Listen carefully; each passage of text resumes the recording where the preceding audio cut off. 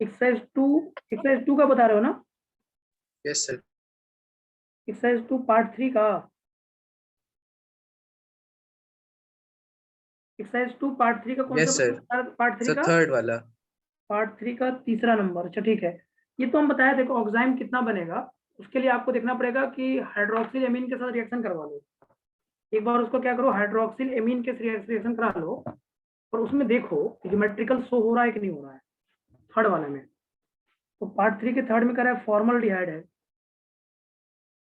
तीसरे के फर्स्ट में दिया है फॉर्मल्डिहाइड, मतलब HC डबल बॉन्ड OH, और इसका हाइड्रोक्सिल एमीन से रिएक्शन करवाओ H2NOH से।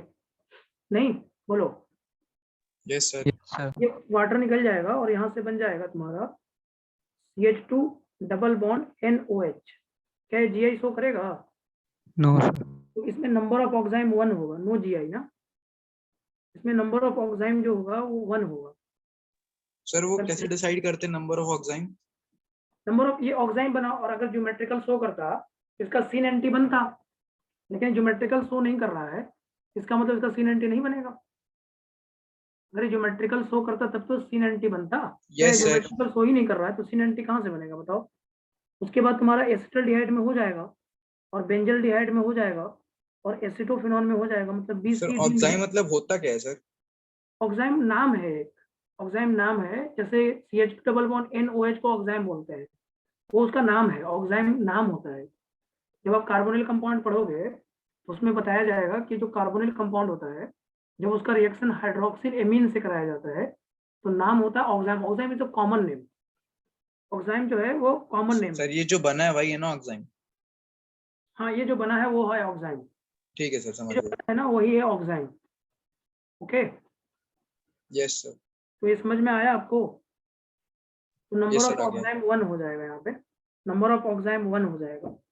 पहले वाले में 1 हो जाएगा, दूसरे वाले में ज्योमेट्रिकल आइसोमर हो जाएगा, तीसरे वाले में ज्योमेट्रिकल आइसोमर हो जाएगा और चौथे वाले में भी ज्योमेट्रिकल आइसोमर हो जाएगा। तो तीनों में ज्योमेट्रिकल आइसोमर होगा BCD में, इसलिए नंबर ऑफ ऑक्साइम तीनों में 2 2 2 बनेगा।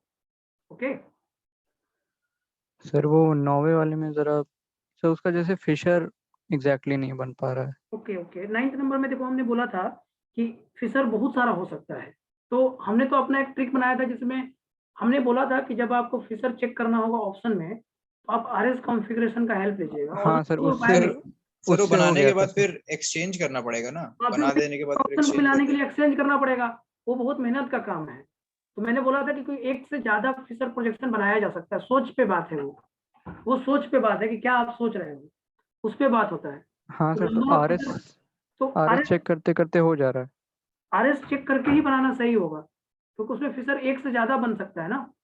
सर लेकिन एक भी फिशर ऐसे जैसे मतलब बनाए तो जैसे दोनों नीचे CH3 और H दोनों एक ही साइड हो गए, तो सर कैसे समझें वो कि कोई कौन मतलब नहीं, लेफ्ट है? देखो अगर वो कॉन्फ़िगरेशन सेम आ रहा है तो आइडेंटिकल है। दूसरी बात, आपका बनाने के जैसे आपने बनाया तो हो सकता है आपका ऑप्शन मैच ना कर रहा हो सकता है, पॉसिबल है, लेकिन आपका भी गलत नहीं है। ऐसे तो कहा जाए तो आपका भी गलत नहीं है, लेकिन ऑप्शन मैच नहीं कर रहा हो क्योंकि उसने अलग तरीके से सोचा होगा। जिस जो आंसर इसमें सही होगा उसको उसने अलग तरीके से सोचा होगा, उसने यस RS कॉन्फ़िगरेशन को लेकर कहीं से फिट कर दिया होगा। और आप कहीं भी फिट करोगे अगर RS कॉन्फ़िगरेशन सेम आ रहा है तो फिर वो आइडेंटिकल है, फिर उसमें आपको सोचने की जरूरत नहीं कि CH3 कहाँ है या C2H5 कहाँ है, उसका तो कोई मतलब ही नहीं बना। फिर हम तो ठीक ये सर। बोल रहे हैं कि आपको कायरल कार्बन का RS कॉन्फ़िगरेशन चेक कर लीजिए और RS कॉन्फ़िगरेशन आप चारों ऑप्शन में चेक कर लीजिए। जिस ऑप्शन में आपका जिस तरह का ऊपर आ रहा है कॉन्फ़िगरेशन उसी तरह का सेम कॉन्फ़िगरेशन अगर नीचे आ रहा है तो आप आंसर टिक करिए। हाँ सर, तो हो गया तो फिर। वही काम ही करिए। मैंने उस दिन बोला भी था कि अगर कोई क्वेश्चन ऐसा आ रहा है जहाँ पे वेजेस दिया है और उसका फिशर बोल रहा है इनमें से कौन सा सही है, तो उसका बस एक ही उपाय है, RS कॉन्फ़िगरेशन। वही सही उपाय है, नहीं तो आप परेशान हो जाओगे क्योंकि आप जो बनाओगे हो सकता है उसने वैसे नहीं सोचा है। सर बना ले फिर सर दो एक्सचेंज चेंज करते कर लो, करते बन सकता है। फिर वो कर लो ऑप्शन सर मिलाने। वही किए थे, बहुत इजी था, हो गया था तुरंत। तो ठीक है, फिर जैसा आपको मन हो वैसा कर लीजिए। सर नंबर में 10th 10th नंबर में कह रहा है which of the following sir compound. उसमें डी वाला नहीं समझ में आया कैसे हो रहा है, मतलब कि सर पहले डी 3 वाला तो बता। ठीक है लेकिन डी वाला कैसे हो जा रहा है? डी वाला C2 एक्सियोमेट्री हो ही जाएगा ना। जैसे ये देखो Br और Cl है, ये ब्रोमीन है और यहाँ पे क्लोरीन है। और अगर आप कौन सा एक्सिस लोगे, वर्टिकल एक्सिस ले लो अगर वर्टिकल एक्सिस लेते ये वाला एक्सिस, इस वाले एक्सिस सर से अगर आप इसको रोटेट करोगे ना तो हो क्या जाएगा होगा, सर, ये ऐसा ही होगा, प्लेन में है ये तो, बी आर सेम ही प्लेन आएगा में ही है, सर। तो बी आर ऐसे रहेगा और सी एल ऐसे ही रहेगा। ये वर्टिकल ले लो, वर्टिकल उलट दो बस, जैसे आप इसको ऐसे, ये हाथ ऐसे है, इस हाथ को तुम्हें क्या करना है, ऐसे कर देना है, यही करना है ना। तो बी आर की तरफ रहेगा, बी आर तो प्लेन में है, बी आर थोड़ी ना बदल जाएगा, बस आपको इस बेंजीन को पलट देना है। जैसे ये 1 है और ये 2 है तो 1 2 ही रहेगा, बेंजीन पलटेगा भी तो 1 2 ही रहेगा, तो ब्रोमीन ब्रोमीन ही रहेगा, क्लोरीन क्लोरीन ही रहेगा। नहीं, ठीक है का सर, सी ठीक। ऑप्शन एक बार देखिए, कौन सा सी ऑप्शन। C option? तो स्टेयरिंग एक्सिस लगा दो, स्टेयरिंग से ये जैसे है ना, जैसे समझ गए। जैसे आप पहिया जो होता है, जैसे पहिया का मतलब ये कह रहे हैं, अगर मान लो ऐसा लिखा हुआ है, जैसे एक क्या कहते हैं, चारपाई बोलो, आप चारपाई को क्या करो, उसको घुमा दो ऐसे, रोटेट Yes, sir, करोगे ना तो समझ गया। ब्रोमीन वाला ऊपर चला जाएगा, Yes, sir. ब्रोमीन वाला ऊपर चला जाएगा। नहीं, जैसे तुम इसको देख भी सकते हो, कहाँ देखोगे, कैसे देखोगे? समझ गए। अच्छा ठीक है, तो ठीक है, तो ए बी सी डी तो क्लियर हो गया। और सर ये एक्सरसाइज 3 पार्ट 2 का सर ये 9वां बताइए सर। पार्ट 2 का 9 नंबर बताएं। 9 नंबर में तुम्हें क्या दिक्कत आ रहा है? प्लेन पोलराइज लाइट से कौन पास करेगा? वो पास करेगा तो जो ऑप्टिकली ऑप्टिक हो, एक्टिव होगा, एक्टिव जो होगा वही पास करेगा। सर एक्टिव के लिए सर एक्सिस ऑफ सिमेट्री होनी चाहिए। हाँ लेकिन नहीं, एक्सिस ऑफ सिमेट्री नहीं, प्लेन ऑफ सिमेट्री नहीं होना चाहिए और सेंटर ऑफ सिमेट्री नहीं होना चाहिए। पीपीएल से मतलब ऑप्टिकली एक्टिव के लिए हमने बताया, एक्सिस सिमेट्री का कोई रोल नहीं है बेटा, मतलब उसमें एक्सिस ऑफ सिमेट्री कंपल्सरी नहीं है होना। एक्सिस सिमेट्री का कोई मतलब ही नहीं है, वही तो मैं, कंपलसरी क्या है ही नहीं, मतलब ठीक है। कंपलसरी तो बात ही हटा दो, उसका कोई मीनिंग ही नहीं है। एक्सिस सिमेट्री तो सिमेट्री के बेसिस पे आपने पढ़ा, एक्सिस सिमेट्री का ऑप्टिकल एक्टिविटी और ऑप्टिकल इनएक्टिविटी से कोई लेना देना नहीं है। ऑप्टिकल एक्टिविटी का लेना देना सिर्फ और सिर्फ प्लेन ऑफ सिमेट्री को है। अगर सर ऑप्टिकल एक्टिव है, पीओएस और सीओएस में से POS, कोई एक हाँ, चीज केवल अगर एक नहीं हो तब क्या होगा सर? क्या अगर दोनों मतलब पीओएस और सीओएस में से कोई एक चीज ना हो बस, और तो एक चीज एक हो। चीज है, अगर एक चीज है तो इनएक्टिव है, दोनों में से दोनों नहीं होना चाहिए, प्लेन ऑफ सिमेट्री भी नहीं होना चाहिए और सेंटर ऑफ सिमेट्री भी नहीं होना चाहिए, तभी वो ऑप्टिकली एक्टिव है। दोनों में से ठीक है दोनों सर। नहीं होना चाहिए, ये नहीं कि एक है तो फिर वो ऑप्टिकली इनएक्टिव हो गया। अगर दोनों में से दोनों नहीं है तब वो ऑप्टिकली एक्टिव होगा। ये सर आप बताए थे। तो ये बात आपको समझ में भी आया होगा। तो दोनों में से दोनों नहीं होना चाहिए, अगर ऑप्टिकली एक्टिव है तो पीओएस और सीओएस नहीं होना चाहिए। तो अब आप ऑप्शन देख लो, पहला वाला में क्या है, दोनों H एक ही साइड में है, दोनों NH2 एक ही साइड में, दोनों पीओएस दिखाएगा, पहला वाला पीओएस दिखाएगा, पहला वाला पीओएस दिखाएगा, दूसरा वाला भी पीओएस दिखाएगा, तीसरा वाला आपको पीओएस नहीं दिखाएगा, चौथा वाला भी, दोनों कार्बन सेम हो गया है, एक कार्बन पे इथाइल दोनों सेम है तो पीओएस दिखाएगा। सर कौन सा क्वेश्चन बोल रहे हैं? 9 number JEE Main, 9 number JEE Main, 9 number में पहले में पीओएस है, दूसरे में पीओएस है। सर पेज बता। पेज नंबर आपका है 49, जेई मेन का 9 नंबर क्वेश्चन है। पहले में पीओएस है, दूसरे में पीओएस है, तीसरे में पीओएस नहीं है और सीओएस नहीं है, और चौथे में पीओएस है। इसका मतलब आंसर आपको क्या देना पड़ेगा? थर्ड देना पड़ेगा। पीओएस नहीं है और सीओएस नहीं है, ऐसा ऑप्शन थर्ड है, मतलब जो पीपीएल से पास कराने पे ऑप्टिकली एक्टिव दिखाएगा। जो कंपाउंड ऑप्टिकली एक्टिव होता है वो अगर पीपीएल से पास कराया भी जाए, जो ऑप्टिकली एक्टिव होता है वो अगर पीपीएल से पास कराया भी जाए तो उसमें रोटेशन दिखेगा ना, तो ऑप्टिकली एक्टिव में पीपीएल रोटेट करता है। ओके सर चाहे एक्टिव हो या ना हो तो सर वो पास तो कर जाएगा, बट रोटेशन से देखना है ना कि वो एक्टिव है कि नहीं। हाँ, रोटेशन से ही पता चलता है ना, अगर वो एक्टिव होगा तो पीपीएल को रोटेट कराएगा, आइदर क्लॉकवाइज और एंटी क्लॉकवाइज, पीपीएल को जरूर रोटेट कराएगा वो, आइदर क्लॉकवाइज और एंटी क्लॉकवाइज। ठीक है सर। ओके, एक्सरसाइज 2 पार्ट 2 का क्वेश्चन नंबर सेकंड और थर्ड सर दोनों में सेकंड ऑप्शन बता दीजिए। एक्सरसाइज 2 पार्ट 2 का, एक्सरसाइज 2 पार्ट 2 का सिंगल इंटीजर टाइप का है ना? Yes sir, single and double value integer type. हाँ, सिंगल एंड डबल वाला, पहला वाला ऑप्शन में तो दिक्कत नहीं होगा आपको, पहले नहीं वाले सर। में। दूसरे वाले में देखो sp3 हाइब्रिडाइज्ड कार्बन है और उससे CH3 लगा है, एक बड़ा सा ग्रुप लगा है, तो डिफरेंट है ही वो, CH3 लगा है और एक बड़ा सा ग्रुप लगा है, ऊपर वाले कार्बन पे डिफरेंट हो गया, एक CH3 डिफरेंट है और एक ग्रुप डिफरेंट है। नीचे वाले कार्बन पे भी देखिए sp3 हाइब्रिडाइज्ड कार्बन पे एक CH3 और एक बड़ा सा ग्रुप है, डिफरेंट है बेटा, तो ज्योमेट्रिकल हो जाएगा। सेकंड वाला ज्योमेट्रिकल शो करेगा। थर्ड वाले में देखिए तो है ही, डेकीन है, डेकीन में तो ज्योमेट्रिकल होता ही है, क्योंकि हमने बताया था कि पाई बॉन्ड के अलोंग ज्योमेट्रिकल आइसोमर होगा जब कार्बन एटम 8 या 8 से ज्यादा है, तो 10 है, तो सी वाला भी आंसर सही है।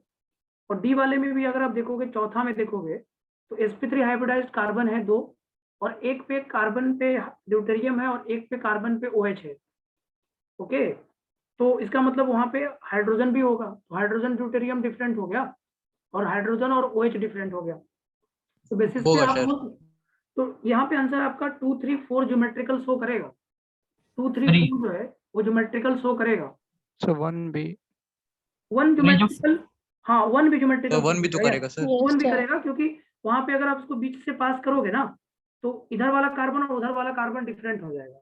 जैसे आप पाई बॉन्ड के पास देखोगे तो पाई बॉन्ड का लेफ्ट वाला साइड और राइट वाला साइड डिफरेंट है। yes पाई बॉन्ड का जस्ट बीच में से काट के देखोगे तो पाई बॉन्ड का लेफ्ट साइड और राइट साइड डिफरेंट दिख रहा है, इसलिए वहां पे ज्योमेट्रिकल आइसोमेरिज्म होगा। ओके, सर सेकंड वाला बता दीजिए फिर से सर, समझ नहीं आया। सेकंड वाले में सेकंड मैं ये बोल रहा था कि जैसे एक कार्बन पे sp3 लगा हुआ है, ठीक है, sp3 कार्बन है और उस sp3 पे मिथाइल लगा हुआ है, देख रहे हो आप, और वो हाँ सर। इतना सा ग्रुप लगा, चारों ग्रुप डिफरेंट तो नहीं चाहिए आपको, ज्योमेट्रिकल में 2 ही ग्रुप डिफरेंट चाहिए। तो एक कार्बन पे CH3 लगा, CH3 डिफरेंट है, CH3 अपना हो गया, और एक बड़ा ग्रुप भी तो डिफरेंट हो गया, एक बड़ा ग्रुप भी तो उसके साथ लगा उसी कार्बन से। सर उस वो कार्बन बड़ा से- ग्रुप मतलब सामने वाला ग्रुप जो है, जो हाँ, उसके सामने जा सामने रहा है। वाला ग्रुप, उसके सामने वाला ग्रुप ही तो लगा है उस कार्बन से, हाइड्रोजन तो है हाँ नहीं। हाँ, ठीक ठीक सर, ठीक ठीक ठीक। CH3 और एक ग्रुप लगा हुआ है, इसका मतलब वो डिफरेंट तो है ही ना। और हमने बोला है कि रेस्ट्रिक्टेड एटम पे 2 ग्रुप होने चाहिए और दोनों डिफरेंट होने चाहिए, तो एक CH3 और एक ग्रुप डिफरेंट। तो इस तरह से आप इसको कर सकते हो, इस तरह से आप इसको कर सकते हो। ओके, सर ये जो फोर्थ सर वाला है, आप फोर्थ वाला एक बार बता दीजिए। सर फोर्थ ये वाले में इसमें पूछ क्या रहा है ये नहीं समझ में आया थोड़ा। सम अरे ऑफ C2 C3 स्ट्रक्चर से सम पूछ सर रहा है। मेरा 3 आ रहा है और पीछे 4 आ रहा है। अच्छा देखो, C2 C3 का मतलब ये हुआ, देखो एक समझने वाली बात है बेटा, इसमें C2 एक्सिस सिमेट्री कितना है, तो सर देखो वो तो दिख रहा है कि C2 C3 दोनों है, मतलब क्वेश्चन जो पूछ रहा है वो नहीं समझ में आया थोड़ा। ये बोल रहा है कि सम ऑफ C2 मतलब number of C2 axis symmetry and number of C3 axis symmetry. ये बोल रहा है नंबर ऑफ C2 कितना है, number of 3 C2 and number of C3, तो नंबर ऑफ C2 और नंबर ऑफ C3 बोल रहा है बेटा, और उसका सम बोल रहा है कि C2 का नंबर कितना और C3 का नंबर कितना है। तो इसमें अगर आप देखोगे ना तो आपको दिखेगा कि यहाँ पे ऊपर से एक है, ऊपर से एक है, इधर से एक है, इधर से एक है और इधर से एक है, तो C2 आपका 3 है। ये देखो C2 आपका 3 है, ये C2 दे रहा है, C2 नंबर में 3 है, 3C2 इसको बोलेंगे। और जो तुम्हारा C3 है ना वो तो एक ही है ना, अंदर की तरफ यस एक सर, ही है, यस सर। तो C3 तुम्हारा 1 है, तो 3 + 1 4 तो सही दे रहा है आंसर, गलत नहीं दे रहा है वो। C2 3 है। देखो ये मोबाइल जैसे है तुम्हारा, ये मोबाइल को देखो आप, तो ये मोबाइल का ये एक्सिस लेना है वर्टिकल, तो इसको रोटेट कराओगे तो ऐसा होगा, तो ये 1 वाला 1 ही रहेगा और 2 3 में चेंज हो जाएगा। जैसे देखो ये वाला मोबाइल है, C2 तो तुम्हें समझ में आ भी रहा होगा ऐसे, C2 में ये मोबाइल Yes, sir. सीधे दिख रहा है ना, तो इस मोबाइल को बस एक रोटेट देना है ऐसे, C2 में आ गया, ये देखो C2 आ गया, तो इसका 1 पोजीशन सेम रहा और 2 3 जो था ना वही पोजीशन चेंज हो गया, 3 2 में बदल गया यस सर, और 2 3 2 बदल 3 गया। और में। इधर से आप एक्सिस रख लो, इधर से रख लो ऐसे, ये एक्सिस आपने रखा, ये वाला एक्सिस ऐसे ऐसे रखा, इसको बस ऐसे पलट देना है, ऐसे ऐसे पलट देना है। ओके, तो चेंज नहीं होगा, जो ये वाला CL है ऐसे रहेगा और इन दोनों में चेंज हो जाएगा, ऊपर नीचे Yes, चेंज हो sir. जाएगा। नहीं, ये मोबाइल को ऐसे रख के देखना है, एक बार ऐसे मोबाइल, एक बार आप ऐसे रख के मोबाइल देखिए और इसको पलटिए ऐसे, और एक बार इस मोबाइल को ऐसे रख के देखिए, इस तरह से ऐसे, और इसको पलटिए ऐसे, और एक बार ऐसे रख के देखिए और इसको पलटिए ऐसे, नहीं तो ये पराठा एक्सिस बन जाएगा। ओके, yes sir तो C2 3 होगा और C3 1 होगा, क्योंकि अंदर की तरफ ही एक होगा बस, और अंदर की तरफ एक ही एक्सिस है, तो उसको क्लॉकवाइज रोटेट कराओ या एंटी क्लॉकवाइज रोटेट, वो तो एक्सिस बदला नहीं ना, क्लॉकवाइज रोटेट कराओ या एंटी क्लॉकवाइज रोटेट कराओ, एक्सिस नहीं बदला, तो सर C3 एक ही होगा। सर ये पार्ट 3 में से थोड़ा इसका स्ट्रक्चर बता दीजिए सर, ये 4 वाले का सर कैसे बनता है ये। पार्ट 3 का, 4 सर स्ट्रक्चर कैसे बनता है सर। अच्छा पार्ट 3 का 4 नंबर तुम बोल रहे हो, सर ये जो ये फ्यूमरिक एसिड और मेलिक एसिड वाला है सर ये। हाँ फ्यूमेरिक एसिड और मेलिक एसिड मैंने बताया भी था कि मेलिक एसिड सिस फॉर्म होता है और फ्यूमेरिक एसिड ट्रांसफॉर्म होता है।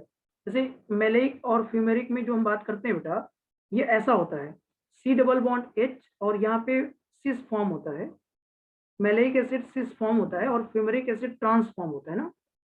तो ये COH और यहाँ पे COH उल्टा रहेगा, COOH और यहाँ पे H और यहाँ पे H हो, ऐसा होगा, उल्टा रहेगा बेटा वो।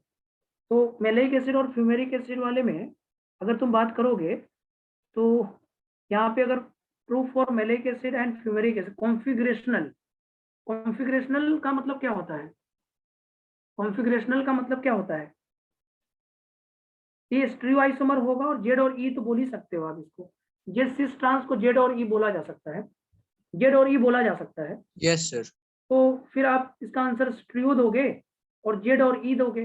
कॉन्स्टिट्यूशनल तो आपका स्ट्रक्चरल हो जाता है और कॉन्फिगरेशनल शायद ये स्टीरियो होता है, कॉन्फिगरेशनल स्टीरियो होता है, कॉन्फिगरेशनल Yes, sir. स्टीरियो का ही पार्ट होता है, उसका नाम भी कॉन्फिगरेशनल बोलते हैं। तो ABC आंसर देना चाहिए। और कॉन्स्टिट्यूशनल का मतलब स्ट्रक्चरल आइसोमर होता है, ये स्ट्रक्चरल नहीं है। कॉन्स्टिट्यूशनल का मतलब स्ट्रक्चरल होता है और कॉन्फिगरेशनल का मतलब स्टीरियो होता है। तो आंसर आप ABC दे सकते हो, 4 नंबर का आंसर, 4 नंबर का आंसर ABC दे सकते हो। सर इसमें मेलेइक कौन है, फ्यूमेरिक मेलेइक कौन है? वाला ये वाला सिस फॉर्म मेलेइक होता है, सिस फॉर्म मेलेइक होता है और ट्रांसफॉर्म फ्यूमेरिक होता है। ट्रांस वाला जो होता है ना फ्यूमेरिक होता है। तो इसको EZ तो बोल ही सकते हो, उसमें तो दिक्कत नहीं है। EZ जो सेम साइड है तो जेड वाला हो गया और अपोजिट साइड है तो उसमें ई वाला हो गया, तो जेड ई तो बोला ही जा सकता है, इसमें दिक्कत नहीं है। बोलो। यस सर, क्लियर हो गया। देखो ये COH का फर्स्ट प्रायोरिटी वाला ग्रुप सेम साइड है, तो फर्स्ट प्रायोरिटी सेम साइड तो जेड हो गया, और first priority group opposite side है तो ई हो गया, तो ये जेड और ये ई होता है। तो बोला जा सकता है, आंसर सही है ये। आंसर यहाँ पे ABC बोलेंगे आप। और कोई डाउट? नहीं सर, अब सब क्लियर हो गया, सारे डाउट क्लियर हो गए। क्लियर है, मतलब एक्सियोसिमेट्री में भी बन जाएगा। एक्सियोसिमेट्री में देखो, अब देखो एक जो क्वेश्चन था ना, थोड़ा सा मैं थोड़ा कंफ्यूज था पिछले क्लास में, मैं थोड़ा सा उसको और क्लियर कर देता हूँ। जो चारपाई वाला क्वेश्चन था, चारपाई वाला क्वेश्चन में थोड़ा सा समझा देते हैं। चारपाई वाला जो क्वेश्चन था उसको एक बार और समझ लो आप थोड़ा सा, क्योंकि मैंने भी देखा, थोड़ा समझा उसको, फिर मैंने भी एनालिसिस करा, तो मुझे लगा कि चारपाई वाला क्वेश्चन आसान होगा। देखो ये चारपाई वाला जो क्वेश्चन था ना, वो यहाँ पे HCl था, यहाँ पे आपका HCl था, यहाँ पे आपका HCl था, और यहाँ पे भी HCl था। ये चारपाई है, ये चारपाई जैसा नहीं लग रहा है आपको? और इसको घुमाओगे भी ना, चारपाई को घुमाओगे तो ऊपर वाला ऊपर ही रहेगा, नीचे वाला नीचे ही रहेगा। चारपाई को घुमा के देखो, जैसे अगर इसका ये वाला एक्सिस सिमेट्री लेते हो तो C4 लेते हो अगर, तो चारपाई को घुमाओगे तो सेम रहेगा C4 एक्सिस सिमेट्री में। जैसे चारपाई है तुम्हारा, देखोगे तो चारपाई को घुमा दो ऐसे, रोटेट कर दो चारपाई को ना, जैसे कैसे बोलोगे, ये जैसे मान लो ये चारपाई है, यस सर हो ये जाएगा। चारपाई है ले तुम्हारा, लीजिए। और इसको ऐसे घुमाना है, ऐसे देख रहे हो आप, ऐसे। Yes sir. चारपाई को तो ऊपर Yes, वाला sir. ऊपर ही रहेगा ना, और नीचे वाला नीचे ही रहेगा। Yes, जैसे ऐसे sir. घुमाओगे अगर तुम, तो ऊपर का ऊपर ही रहेगा। देखो ये वाला मोबाइल देखो, इसको ऐसे घुमाओ तो ये सही था, स्टीयरिंग वाला ऐसे घूमता है, ऊपर का ऊपर घूमता है ऐसे ना, तो ऊपर वाला ग्रुप Yes, ऊपर sir. और नीचे वाला ग्रुप नीचे, तो स्टीयरिंग वाला यही मतलब होगा। और पराठा वाले में बस ये वाला ग्रुप अगर ऐसे है ना, तो ये वाला ग्रुप अगर बाहर से दिख रहा है, तो ये वाला अगर बाहर दिख रहा है तो ये अंदर दिखेगा। देखो ऐसे पलट गया, नहीं पलट गया, तो पराठा वाला ये होगा, पलटने वाला पराठा हो गया, और स्टीयरिंग वाला ये हो गया तुम्हारा। स्टीयरिंग का मतलब ये घूम रहा है, ऊपर का ऊपर ही घूमेगा और नीचे का नीचे ही घूमेगा, नहीं तो ये स्टीयरिंग वाला एक्सिस हो गया। ओके, अब ज्यादा समझ में आ गया होगा, एक्सिस में ज्यादा परेशान मत होइए, सिंपल है। तो ये C4 एक्सिस ऑफ सिमेट्री दिखाएगा। Okay, yes sir. बोलो समझ में आ गया सबको? तो ठीक है, क्लियर है। C4 axis of symmetry, C4 axis of symmetry. Okay, चलो नेक्स्ट अब बात करें, नेक्स्ट हेडिंग पे चलें। सर हाँ बोलो। सर कोऑर्डिनेशन कंपाउंड कब से शुरू करेंगे? कोऑर्डिनेशन कंपाउंड अभी शुरू हो जाएगा बेटा, इसके स्ट्रियो के जस्ट साथ में ही शुरू करना है मुझे ऐसे। Coordination yes sir, compound sir थोड़ा वैरायटी रहती है ना तो सही लगता है ज्यादा। सर ठीक इस है। बार के कोर्स अब- प्लानर में भी है। हाँ कोर्स प्लानर में रहेगा ही रहेगा, वो तो मुझे पता है, और कोर्स प्लानर में रहेगा ही रहेगा। पेपर कब होना है ऐसे, ये वाला पेपर कब होगा? 16 को सर। 16 को है, तो ये पेपर आपका 7 दिन डिले हुआ है, तो वो भी 7 दिन डिले जाएगा, तो 23 को होगा। नहीं, और एक चीज और है, और एक अच्छी बात आपके लिए और आ गया है, वो ये है कि आपको जितने भी लेक्चर्स हैं उन लेक्चर्स का, जैसे अभी सॉल्यूशन का लेक्चर्स आपको यूट्यूब पे मिलने लगेगा। सॉल्यूशन का लेक्चर आपको यूट्यूब पे मिलेगा, जिन बच्चों की क्लास छूट गई है वो यूट्यूब से कलेक्ट कर सकते हैं। जैसे आज का आपको लेक्चर मिलेगा वन ऑफ फैक्टर का, और एक elevation in boil freezing, depression in freezing point का लेक्चर मिलेगा, डिप्रेशन इन फ्रीजिंग पॉइंट का लेक्चर मिलेगा, और वन हाफ फैक्टर कैसे निकालते हैं उसका लेक्चर मिलेगा आपको यूट्यूब पे, तो लिंक आपको शेयर कर दिया जाएगा, उसका भी मिलेगा। और आज का जो लेक्चर स्ट्रियो का होगा वो भी लेक्चर आपको यूट्यूब पे मिल जाएगा। ओके सर एक आप भी सर जेपी केमिस्ट्री का ग्रुप बना ही लीजिए, रिकॉर्डिंग सब जितना भी रहता है उसी में डाला करिए फिर। यस सर, सही रहेगा। ठीक है, हाँ उसमें आप लोग अपना डाउट भी पूछ सकते हो। तो ग्रुप आप लोग क्रिएट कर दो ना, कोई एक बच्चा क्रिएट कर देगा ग्रुप, मुझे जोड़ लेना, बेस्ट रहेगा। ठीक है कोई सर। कोई बच्चा एक अपना ग्रुप क्रिएट कर देगा और उसमें सही बच्चों को जोड़ देगा, क्योंकि मुझे सही बच्चों को जोड़ने में सबका ऐड करना पड़ेगा। आप भी लोग कर लेना, वो तो काम आप कर सकते हो। सर एक तो ग्रुप सर एक तो है ना सर, सर उसी एक के पहले से लिंक बना को हुआ है। J2 का बना हुआ है, तो उसमें J1 के कुछ बच्चे नहीं है, और जो नए बच्चे हैं सर वो उसमें ऐसे भी नए कुछ बच्चे, बच्चे हैं जोड़ने जो को कि सर। कोचिंग में अभी नहीं है सर, मतलब उसमें। हाँ वही बात करें कि जो नए बच्चे हैं वो भी नहीं है हमारे पास, और जो JA के बच्चे हैं वो भी हमारे पास सर नहीं है। सर उसमें तो जेपी वाले बच्चों को इनवाइट कर लेंगे ना। हाँ इनवाइट कर लीजिए, फिर कोई दिक्कत नहीं, सभी JB बच्चों को इनवाइट कर लीजिए आप। या फिर आप जैसे आपको दिक्कत होगा जेपी के बच्चों को इनवाइट करने के लिए, आपने एक ग्रुप बनाओगे, आप जब इनवाइट करोगे तो मुझे वो लिंक दे देना, तो मैं जेपी के ग्रुप में डाल दूंगा, क्योंकि जेपी हाँ ग्रुप में सर। आप शायद नहीं डाल पाओगे क्योंकि आप एडमिन यस नहीं सर, हो। एडमिन ही भेज तो सकते हैं। मैं डाल दूंगा, आप एक बार क्रिएट कर लो और उसको मुझे भेज दो, और देन मैं ठीक है उनको सर। भेज दूंगा, तो वो अपने आप उसमें जुड़ जाएंगे सब लोग, फिर ठीक हाँ रहेगा। सर, सही तो रहेगा। आपको रिकॉर्डिंग यूट्यूब पे भी मिलने लगेगा, हर लोगों को यूट्यूब पे रिकॉर्डिंग मिलेगा, फिर पूरी रिकॉर्डिंग यूट्यूब पे मिलेगी। ठीक है, और आपको थोड़ा अच्छा लगेगा, आप क्लास थोड़ा अच्छा माहौल में आएगा, थोड़ा सा बीच में दिक्कत आ रही थी, अब अच्छा लगेगा। चलिए आगे बढ़ते हैं बेटा। आगे का इंपॉर्टेंट पार्ट हम डिस्कस करने वाले हैं, जिसका नाम है some important definition in optical isomerism. ठीक है, तो यहाँ पे आप हेडिंग दीजिए, इस पे क्वेश्चन खूब आता है बेटा। Some important definition in optical isomerism, some important definition in optical isomerism, optical isomerism, some important definition in optical isomerism. कुछ इंपॉर्टेंट डेफिनेशन पे हम आपसे बात करने जा रहे हैं बेटा। इसमें पहला हेडिंग होता है इनांसियोमर्स का, इनांसियोमर्स। इसमें हम लोग डेफिनेशन पढ़ेंगे, पहले इनांसियोमर्स एक बार हेडिंग कर देते हैं, फिर हम बारी बारी से पढ़ाएंगे आपको। दूसरा हेडिंग करेंगे डायस्ट्रियोमर्स, डायस्ट्रियोमर्स। तीसरा करेंगे मेजो कंपाउंड, मेजो कंपाउंड, बहुत मजेदार टॉपिक है बेटा ये। और चौथा करेंगे हम लोग रेसमिक मिक्सचर।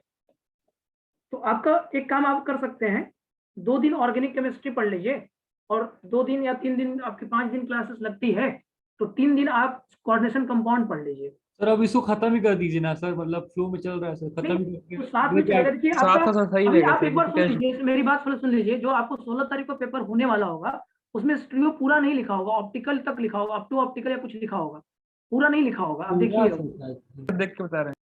पूरा नहीं लिखा होगा, अप टू किसने ऑप्टिकल, अप टू ऑप्टिकल या लिखा होगा या ऐसे कुछ लिखा होगा, या पूरा भी लिखा होगा तो पूरा नहीं आएगा वो। कोऑर्डिनेशन कंपाउंड भी पूरा नहीं, कोऑर्डिनेशन कंपाउंड बहुत बड़ा टॉपिक होता है।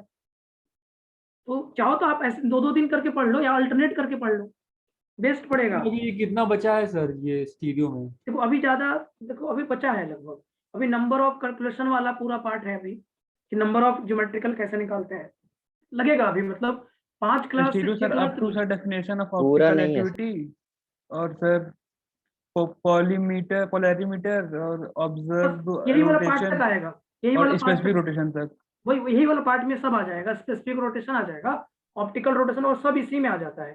परसेंटेज और सर प्योरिटी फिजिकल में इनांसियोमेरिक। सर सॉल्यूशन कैलकुलेटिव पूरा पूरा, कोऑर्डिनेशन कंपाउंड पूरा, और आयनिक थर्मोडायनेमिक्स। हाँ तो ये वाला बात सही है। देखो अभी ऑनलाइन क्लास है, थोड़ा सा सिलेबस को रिड्यूस ही करेंगे, ऑफलाइन क्लास रहता है तो सिलेबस थोड़ा ज्यादा रहता है, तो रिड्यूस करें चाहे जो भी करें, लेकिन आपका जो पार्ट आ रहा है वो आज के लेक्चर का ही आ रहा है लगभग, आप समझ लीजिए यहीं तक लगभग आपका आ रहा है। इनांसियोमर, डायस्ट्रियोमर्स, मेजो, रेसमिक, और उसके बाद परसेंटेज ऑप्टिकल प्योरिटी पढ़ाया जाता है, और उसके बाद वो सब भी है सर, वो पोलैरीमीटर, ऑब्जर्व रोटेशन, वही मैं बोल रहा हूँ, पोलैरीमीटर, स्पेसिफिक रोटेशन सब उसी में आ जाता है, इसी के आगे तुरंत आ जाएगा वो, यहीं तक है बस।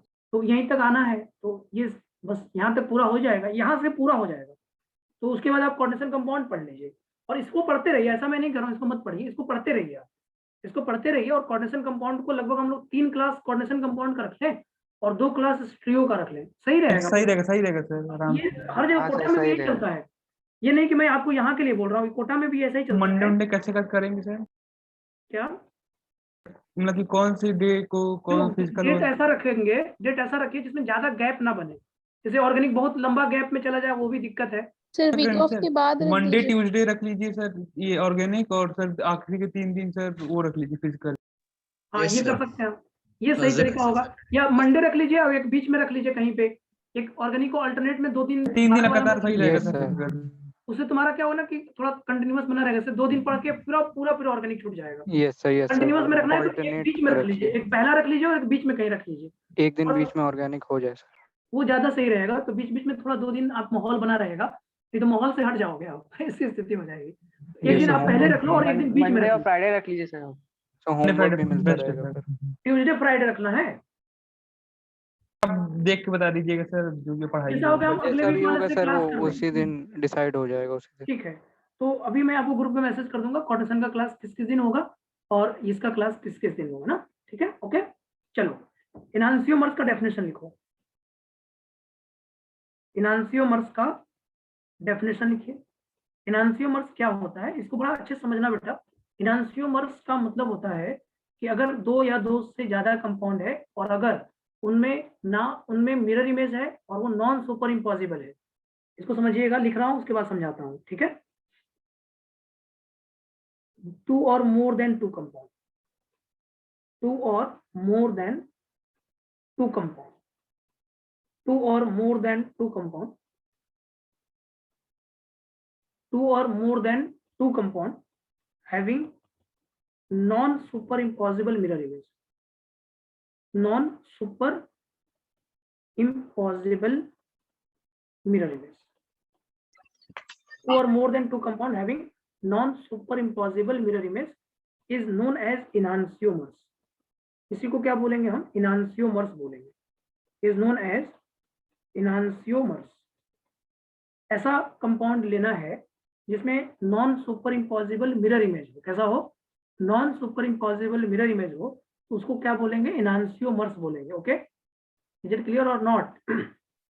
देखो non super impossible mirror image का एक और डेफिनेशन था, chiral molecule. Enantiomers is nothing but it is a chiral molecule. Enantiomers कोई अलग Yes, नहीं है sir. बेटा, ये कायरल मॉलिक्यूल ही होता है। तो यहाँ पे आप लिख सकते हो enantiomers is also known as chiral molecule. Enantiomers is also known as chiral molecule. Enantiomer is also known as chiral molecule. तो कायरल मॉलिक्यूल और इनांसियोमर दोनों एक ही चीज है। कायरल मॉलिक्यूल कहीं पे लिखा है या इनांसियोमेरिज में लिखा है, दोनों एक ही चीज है। Enantiomers is also known as chiral molecule. Okay, समझ में आ रहा है? अब इसके बाद देखो, अब इसके बाद जो कायरल मॉलिक्यूल होते हैं वो ऑप्टिकली एक्टिव होते हैं। तो ऑल इनांसियोमर्स आर ऑप्टिकली एक्टिव है या नहीं? इनांसियोमर्स क्या होंगे? ऑप्टिकली एक्टिव हो। अगर इनांसियोमर्स बन रहा है इसका मतलब इनांसियोमर्स आर ऑप्टिकली एक्टिव। इनांसियोमर्स क्या होंगे बेटा? ऑप्टिकली एक्टिव होंगे। इनांसियोमर्स क्या होंगे? ऑप्टिकली एक्टिव होंगे। इज इट क्लियर और नॉट? इनांसियोमर्स मतलब कायरल मॉलिक्यूल को बोलना है। और इसको क्या बोल रहे हैं? Non super impossible mirror image. जैसे एक छोटा सा आप कंपाउंड देखो बेटा, एक छोटा सा कंपाउंड देखो जिसमें लिखा है, यहाँ पे लिखा है COOH, यहाँ लिखा है HOH और यहाँ लिखा है CH3। और अगर इसका मिरर इमेज डालोगे बेटा, इसका मिरर इमेज लोगे तो इसका मिरर इमेज कैसा होगा?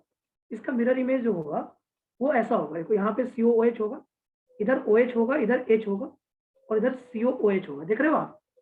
तो इसका जो मिरर इमेज आपने लिया तो क्या ये सुपर इम्पोजिबल है? No sir. क्योंकि OH H के साथ मर्ज हो रहा है। यहाँ वाला OH जो है ना ये H के साथ आएगा, यहाँ वाला OH H के साथ आएगा। ये non super impossible mirror image है या नहीं? इसको बोलेंगे इनांसियोमर्स। क्या बोलेंगे बेटा? इनांसियोमर्स। यस और नो? सर वो नीचे सही कर लीजिए सर, वो हाँ बोलो। सर वहाँ CH3 होगा ना। ओके ओके, सॉरी हाँ सही बोल रहे हो, उत्साह से ध्यान दिए हो तुम। मैं यही देखना चाह रहा था कितने बच्चे ध्यान दिए हैं। नहीं मैंने भी बोला था, आप सुने नहीं। आगे सबने बोला। अरे सर आप सब बच्चे अच्छे हैं। जेपी के बच्चे यार अच्छे नहीं होंगे ऐसा सोचना वाला बात ही नहीं है। जेपी के बच्चों के लिए तो मैं इतना ज्यादा सोचता हूँ यार। जेपी के बच्चे मतलब मुझे मन भी आप ही को क्लास में लगता है और क्लास में पढ़ाता हूँ लेकिन मन नहीं लगता है। मतलब आपके क्लास में लगता है थोड़ा इनोवेटिव होगा, कुछ मजा आएगा, कुछ मुझे भी सीखने को मिलेगा। अच्छा फील आता है, बहुत अच्छा फील आता है आपकी क्लास में। ठीक है, चलिए फिर देखते हैं। तो ये क्या है, non super impossible mirror image है, ठीक है बेटा। तो इसको बोलेंगे इनांसियोमर्स, और ये ऑप्टिकली एक्टिव है। तो इसमें क्या होगा, अगर कभी कंपाउंड ऑप्टिकली एक्टिव होता है तो उसमें डेक्स्ट्रो और लिवो लाई करता है या नहीं, क्या लाई करता है? तो किसी को डेक्स्ट्रो और किसी को लिवो बोल सकते, ये नहीं है कि आप डेक्स्ट्रो इसको बोलो उसको लिवो बोलो, ये नहीं है, ये नहीं, ये समस्या नहीं है।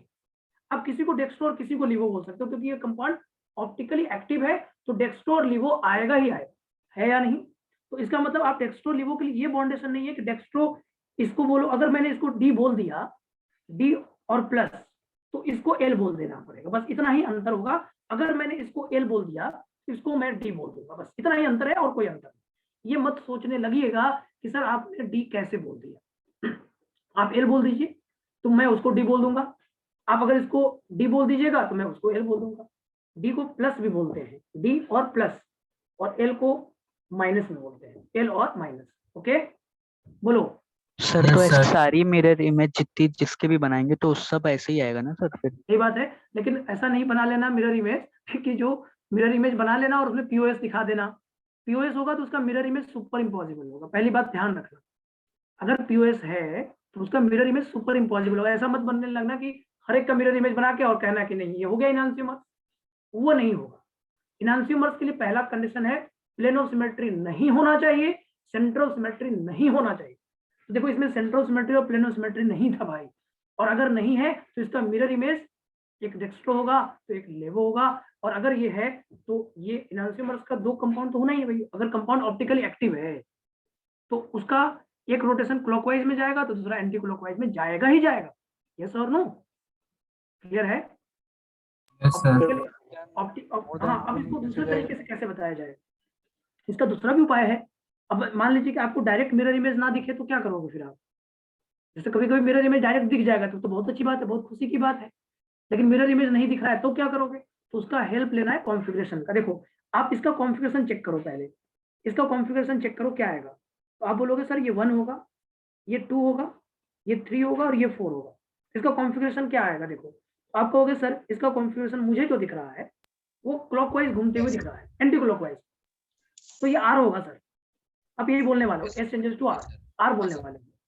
तो अगर मैंने बोला फिर इसका बताओ थोड़ा सा क्या होगा, तो 1 2 यहाँ पे 3 और यहाँ पे 4। तो आपने कहा कि सर यहाँ पे मुझे एस दिख रहा है sir, R changes to S, मतलब आर का एस हो जाए। जब कोई मिरर इमेज होता है ना बेटा तो कॉन्फ़िगरेशन उल्टा हो जाता है, आर का एस हो जाएगा और एस का आर हो जाएगा, तो समझ लेना वो इनांसियोमर्स है।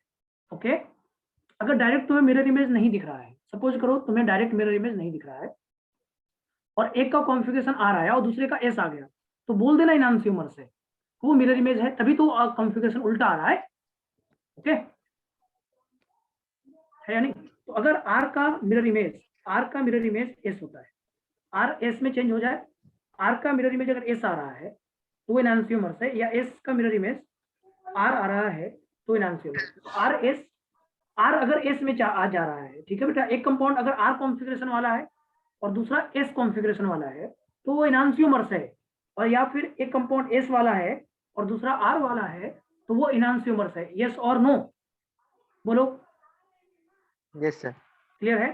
ये बात समझ में आ रहा है? अगर मान लो कभी मिरर इमेज नहीं दिख रहा है, ऐसा होता है बेटा, ऐसा होता है कि कंपाउंड दिया रहता है और उसका मिरर इमेज नहीं दिखता है, तो स्थिति क्या बनेगी? तो फिर आप उसको मिरर इमेज देखने में बहुत टाइम लगाओगे।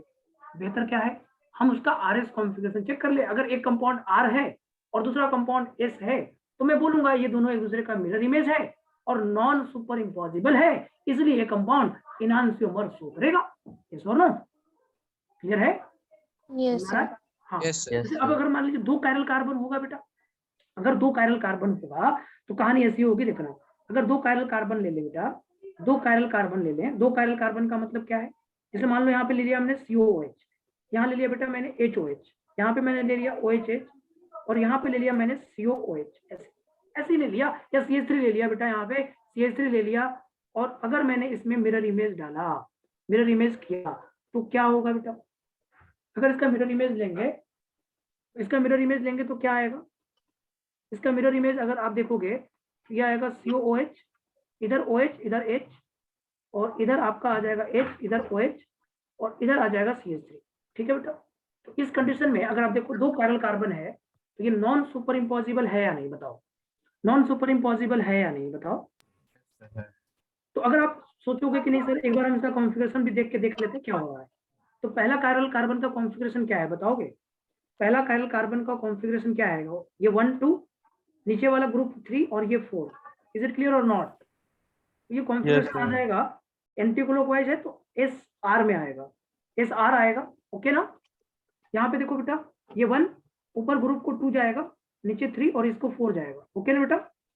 तो यहाँ से कॉन्फ़िगरेशन अगर आप चेक करोगे तो ये क्लॉकवाइज है तो ये क्या आ जाएगा बेटा, आर एस में आएगा ना। ओके आर एस आएगा यहाँ पे, आर एस डीएल भी देख सकते हैं ना, डीएल कॉन्फ़िगरेशन। हाँ डीएल तो है, डीएल तो अपना है ना, वो तो एक्सपेरिमेंटल, उसको निकालना थोड़ी है। Yes sir. डीएल निकालना थोड़ी है, वो तो डी आप इसको मानो उसको मानो, आपका मन है। डी आप फर्स्ट वाले को मानो, सेकंड वाले को मानो, उसका मन है, आपका मन है वो। अब यहाँ देखो, यहाँ पे देखो जरूर ये एस आ रहा होगा, इस कायरल कार्बन का एस आ रहा होगा, चेक कर लो। यस सर आ रहा है। जरूर आ रहा होगा सर। तो देखो ये 1 है, ये 2 है और ग्रुप नीचे 3 है और ये 4 है। तो ये क्या आ जाएगा तुम्हारा 1 2 3 4। तो यहाँ पे अगर आप करोगे तो क्लॉकवाइज, और क्लॉकवाइज का मतलब आर चेंजेस टू एस, ये एस आ रहा है या नहीं आ रहा है। और यहाँ देखो ये 1 है, ऊपर ग्रुप 2 जाएगा, ये 3 जाएगा और ये 4 जाएगा।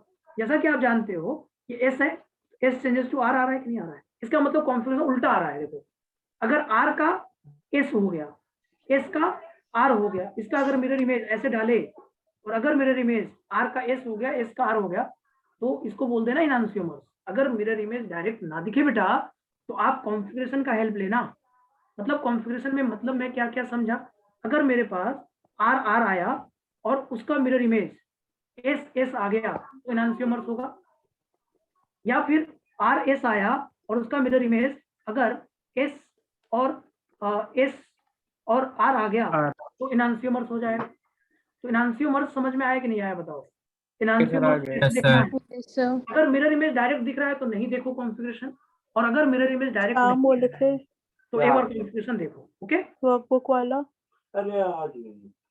आज ही।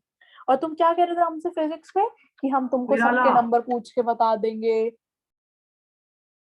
हाँ बेटा देखो आर आर एस एस होगा और आर एस एस आर होगा। क्लियर है। ओके बोलो भाई। Yes sir. यस हाँ Sneha.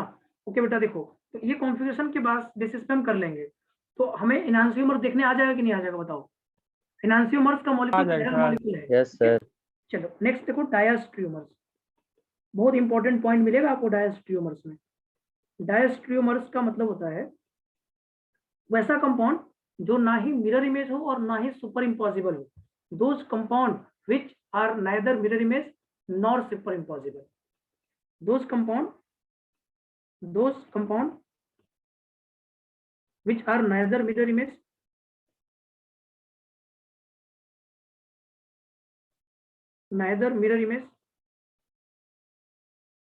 nor superimposable, neither mirror image nor superimposable, उसको क्या बोलते हैं डायस्ट्रियोमर्स। समझ में आ रहा है बेटा।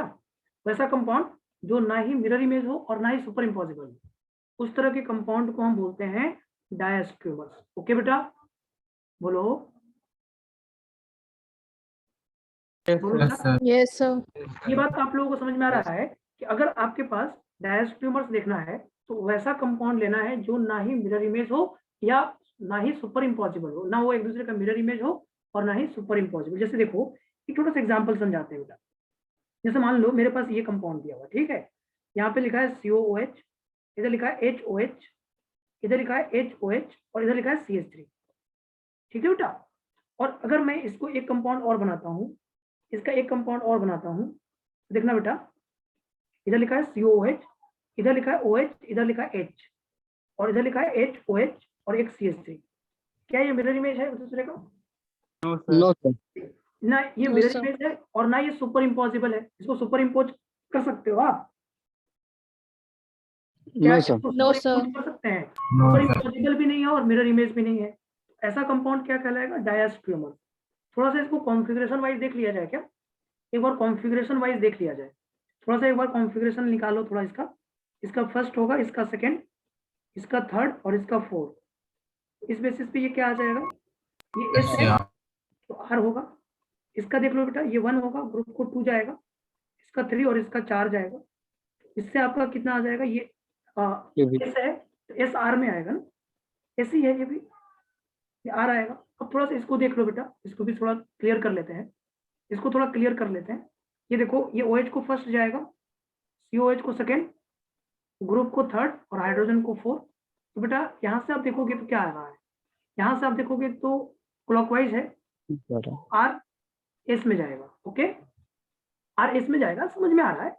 ये 1 है, ये 2 है, ये 3 है और ये 4 है। क्या आ रहा है बेटा, तो आप यहाँ देखोगे, हाँ, तो S changes to R, S changes to R। तो अब कहने का क्या सेंस है हमारा, हमारा सेंस ये है कि अगर मेरे पास कॉन्फ़िगरेशन RR है और अगर उसका, अगर RR का एक R रह जाए और दूसरा S हो जाए तो डायस्ट्रीमर्स होता है।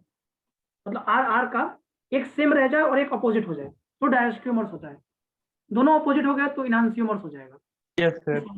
और दोनों अगर सेम रह गया तो आइडेंटिकल हो जाएगा। ओके, अगर दोनों सेम Yes, रह sir. गया तो आइडेंटिकल रह जाएगा, और अगर एक चेंज हुआ, एक ऐसे ही रह गया, तो उसको बोलेंगे डायस्ट्रीमर। उसको क्या बोलेंगे बेटा, डायस्ट्रीमर। ओके, जैसे मान लो, सर ये जो कंपाउंड है सर, ये सब पेयर में रहेंगे, मतलब देखने के लिए हम लोग को 2 देखना पड़ेगा सर। हाँ 2 देखना पड़ेगा, 2 कंपाउंड रहेगा, एक कंपाउंड में कहाँ से बताओगे, उसमें रिलेशन पूछता है, 2 कंपाउंड दे देगा और बोलेगा इनमें क्या रिलेशन है, ऐसे पूछता। ये क्वेश्चन ऐसे होता है ना, ये क्वेश्चन ऐसे होता है। 2 कंपाउंड, हाँ 2, अभी हम बताएंगे इसके बारे में, अभी तो क्वेश्चन करवाएंगे सर। हाँ बोलो बेटा। नहीं सर, कुछ नहीं हो गया। से बच्चों को क्लियर हो रहा है? मैं बोल रहा हूँ अगर RR का RS हो जाए ना, तो समझ लेना कि डायस्ट्रीमर्स हो गया है। या दूसरा कंपाउंड, जैसे मान लो एक कॉन्फ़िगरेशन आया R और दूसरे का आया S, तो इसमें एक सेम कर दो और एक को चेंज कर दो तो RR हो जाए तो डायस्ट्रीमर्स हो जाएगा। तो दोनों का अपोजिट आ जाएगा ना तो इनहांसियोमर्स हो जाता है। आज यार कहाँ जाते हैं? रियलमी कौन है भाई? सर मतलब एक कंपाउंड में 2 कार्बन रहेंगे ही रहेंगे ना? एक कंपाउंड, अभी वही लिखवाने जा रहे हैं, अभी आपसे खुद पूछेंगे हम, अभी हमारा क्वेश्चन वही होने वाला है। चीज मर्जी बता दीजिए सर। सर वही सोचे कि सर अगर सिर्फ R ही रहे और उधर R ही आया तो क्या? तो क्या बोल रहे R ही रहे और R ही आया, हाँ वही बताने जा रहे हैं। सर थोड़ा सा मेरी बात को सुनिए, थोड़ा सुनिए, अभी पूरा बात नहीं हुआ है, अभी तो बात बाकी है, बहुत बातें बाकी है।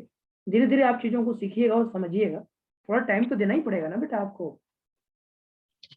चलिए अब मेरी बातों को सुनिए, थोड़ा सा ध्यान से समझिए। जैसे मैं बोल रहा हूँ, क्या डायस्ट्रीमर्स एक कायरल कार्बन में कभी हो सकता है? सोचकर बताइए। नहीं सर, अगर चेंज हो गया कॉन्फ़िगरेशन तो नहीं, एनांशियोमर हो जाएगा सर। यार एक ही बात होता है, अगर एक कायरल कार्बन में या तो उसका अपोजिट रहेगा, मिरर इमेज रहेगा, या फिर उसका सेम रहेगा, तो मिरर इमेज तो इनहांसियोमर्स हो जाएगा, और अगर वो मिरर इमेज नहीं हुआ तो आइडेंटिकल हो गया। हो जाएगा सर। तो एक कायरल कार्बन में कभी डायस्ट्रीमर्स नहीं हो सकता है, कम से कम 2 कायरल कार्बन चाहिए डायस्ट्रीमर्स को होने के लिए। ये बात तो सेंस वाली बात है यार, क्योंकि आप खुद सोचिए, एक कायरल कार्बन जब होगा तो उसमें 2 ही बातें होती है, या तो उसका मिरर इमेज होगा या तो फिर उसका सेम रहेगा। तो मिरर इमेज हुआ तो इनहांसियोमर्स और सेम रहा तो आइडेंटिकल, तो डायस्ट्रीमर्स का बात आया ही नहीं ना। ओके, तो मैं यही बोल रहा हूँ। हाँ बोलो सर, एक बार डायस्टीरियोमर एक बार शॉर्ट में बता दीजिए प्लीज। डायस्ट्रीमर्स का मतलब ये है कि जिस कंपाउंड का ना मिरर इमेज हो और ना ही वो सुपर इम्पॉसिबल हो, उसको बोलते हैं डायस्ट्रीमर्स।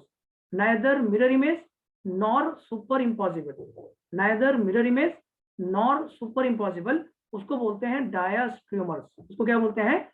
डायस्ट्रीमर्स। बात समझ में आ रहा है क्या बोल रहा हूँ मैं? Neither mirror image nor super impossible. Okay, yes sir, clear? तो वही मैं बोल रहा हूँ। तो मैं बोल रहा हूँ कि अगर कम से कम 2 कायरल कार्बन की रिक्वायरमेंट है तो डायस्ट्रीमर्स के लिए at least 2 chiral carbon is required ना। For diastereomers at least 2 chiral carbon is required. For diastereomers at least 2 chiral carbon is required. 2 chiral carbon is required. 1 chiral carbon पे कभी डायस्ट्रीमर्स मत सोचिएगा। एक कायरल कार्बन डायस्ट्रीमर्स कभी नहीं शो करता है। एक कायरल कार्बन कभी भी डायस्ट्रीमर्स नहीं शो करता है। एक कायरल कार्बन या तो इनहांसियोमर्स दिखाएगा या फिर ये आइडेंटिकल दिखाएगा, इसके अलावा कुछ नहीं दिखाएगा, इसके अलावा कुछ नहीं दिखाएगा। एक कायरल कार्बन पे डायस्ट्रियोमर्स नहीं होता है।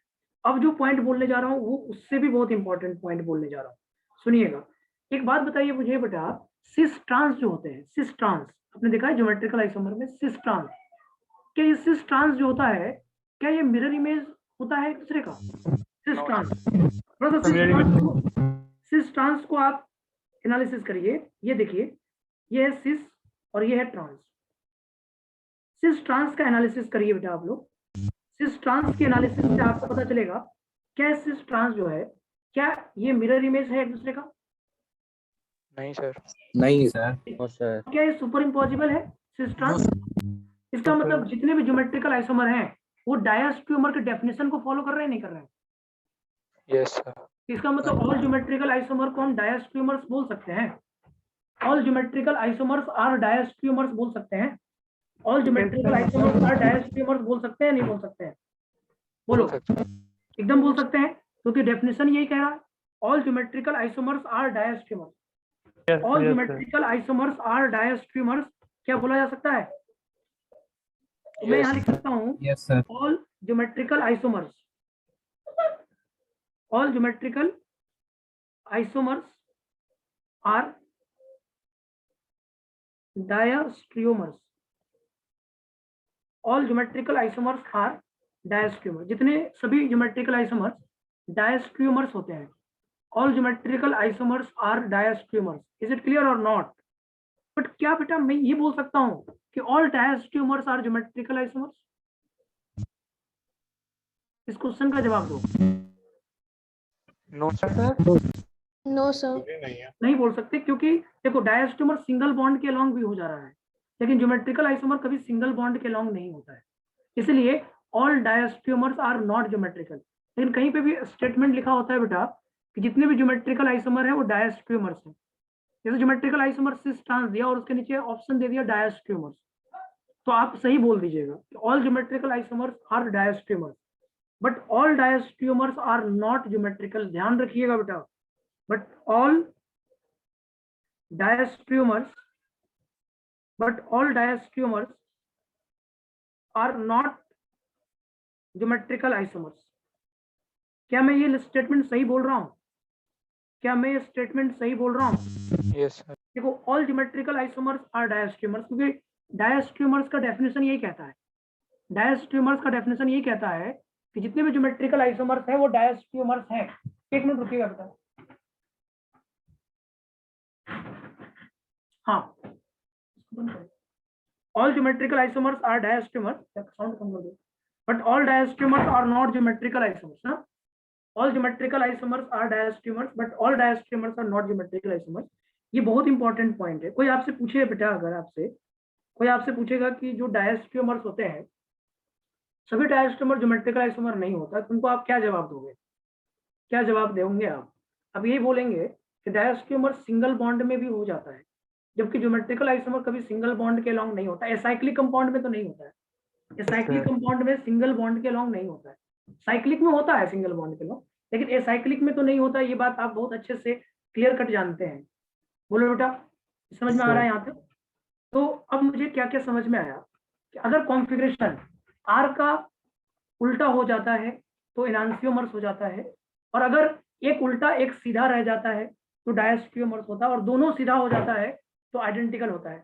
अगर दोनों तीन सीधा हो जाएगा तीन तो कायल कार्बन हो सकता है, क्या रहेगा सर? एक क्या बेटा, एक सेकंड रुकिए।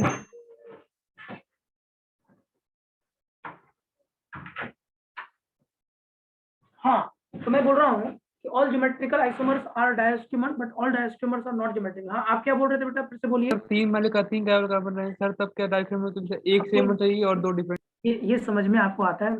इसमें मुझे कहना पड़ेगा? नहीं समझ जाएंगे सर, बस एक सेम और थोड़ी। तीन कायल कार्बन आता है और तीन कायल कार्बन का तीनों का कॉन्फ़िगरेशन आर आर आर आता है, और तीनों का एस एस एस हो जाता है, तो इनांसियोमर्स हो गए। इनांसियोमर्स। और किसी एक का एक ही सेम रह गया, जैसे 3 आर आया और एक आर रह गया और 2 आर का एस एस हो गया, तभी वो डायस्ट्रियोमर्स हो गया। दो सेम रह गया, आर का तीनों आर ही आ गया तो आइडेंटिकल नहीं। तो आइडेंटिकल का मतलब सेम कॉन्फ़िगरेशन, आइडेंटिकल का मतलब सेम कॉन्फ़िगरेशन ना? समझ गए। ओके, तो ये समझ में आया सबको, इनांसियोमर्स, डायस्ट्रियोमर्स आगे सर और आगे। ये आइडेंटिकल, तीनों चीजें समझ में आ गया आपको? Yes sir. जरूर पॉइंट याद रखिएगा बेटा, ऑल ज्योमेट्रिकल आइसोमर्स आर डायस्ट्रियोमर्स, जरूर याद रखिएगा क्योंकि बहुत इंपॉर्टेंट लाइन है। बच्चे बार बार कंफ्यूज रहते हैं कि ज्योमेट्रिकल कैसे डायस्ट्रियोमर्स हो गया, बड़ा कंफ्यूजन रहता है, बट डेफिनेशन के बेसिस पे ऑल ज्योमेट्रिकल आइसोमर डायस्ट्रियोमर की कंडीशन को फुलफिल कर रहा है, और जबकि सभी डायस्ट्रियोमर ज्योमेट्रिकल नहीं होते। ये दो स्टेटमेंट बहुत ध्यान से रखिएगा। तो अब मैं आपको कुछ क्वेश्चन दे रहा हूँ, उसमें आपको रिलेशन फाइंड करना है। ओके, चलिए आपके सामने एक क्वेश्चन ला रहा हूँ, उसे देखिए सब लोग बेटा, मजा आएगा आपको, बहुत मजेदार टॉपिक है, मजा आ रहा होगा आपको। फाइंड रिलेशन, एक बार हम क्वेश्चन दे देते हैं, फिर हम आपसे बारी बारी से पूछ लेंगे। फाइंड रिलेशन बिटवीन, बिटवीन में आगे हम लिखने के बाद बोलेंगे। जैसे देखिए आपके पास एक ये दिया हुआ है, यहाँ लिखा है COOH, यहाँ लिखा है HOH, यहाँ लिखा है OHH और यहाँ लिखा है CH3। इसको A बोला गया बेटा, ठीक है? ओके, यहाँ देखिए, यहाँ लिखा है COOH, यहाँ लिखा है HOH, यहाँ लिखा है CH3, यहाँ लिखा है H और यहाँ लिखा है OH। ये B है बेटा। अगला लिखा है, यहाँ लिखा है H, यहाँ लिखा है COOH, यहाँ लिखा है OH, यहाँ लिखा है CH3, यहाँ लिखा है OH और यहाँ लिखा है H। ये C है। ओके, और एक D दिया है। इस तरह क्वेश्चन खूब सारा आता है बेटा आपके पास। यहाँ लिखा है COOH, यहाँ OH, यहाँ H, यहाँ लिखा है CH3 और यहाँ OH, H और OH, यहाँ H और वहां पे OH। चलिए, ये D लिखा है, ABCD। एक बार इसको देखिए, थोड़ा सा आपका स्क्रीन जाएगा। यहाँ से आप पहले क्वेश्चन लिख लीजिए, क्योंकि स्क्रीन जाएगा, क्योंकि थोड़ा सा पेंसिल को चार्ज करना पड़ेगा 1-2 मिनट के लिए, 1-2 मिनट के लिए चार्ज करना पड़ेगा।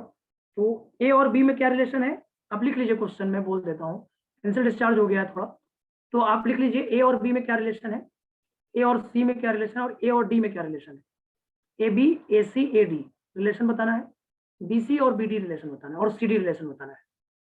6 आपको बताने हैं, 3 और 3 6, BC BD और CD। ओके, थोड़ा सा स्क्रीन जाएगा, जल्दी जल्दी क्वेश्चन लिख लीजिए, क्योंकि पेंसिल थोड़ा सा मुझे चार्ज करना पड़ेगा 1 सेकेंड के लिए, तभी जाकर होगा, क्योंकि यहाँ से निकालेंगे, जैसे प्लग निकालेंगे ये डिस्चार्ज हो जाएगा, खत्म हो जाएगा स्क्रीन।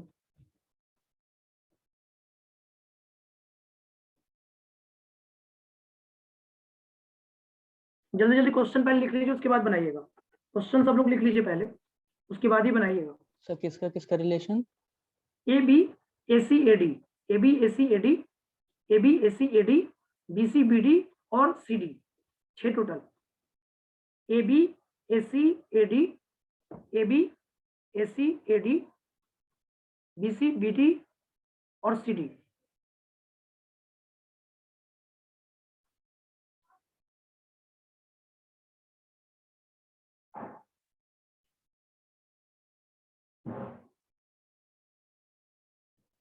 और सही बच्चे पढ़ने पे थोड़ा ध्यान दीजिए, बच्चों का नंबर आ गया है, बहुत कम कम नंबर आया है भाई। एक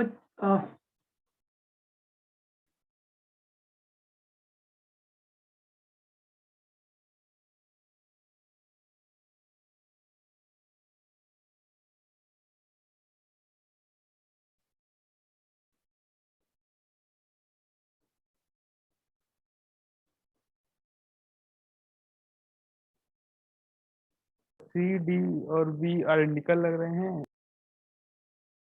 ए और बी का डाई ऐसे तो नहीं।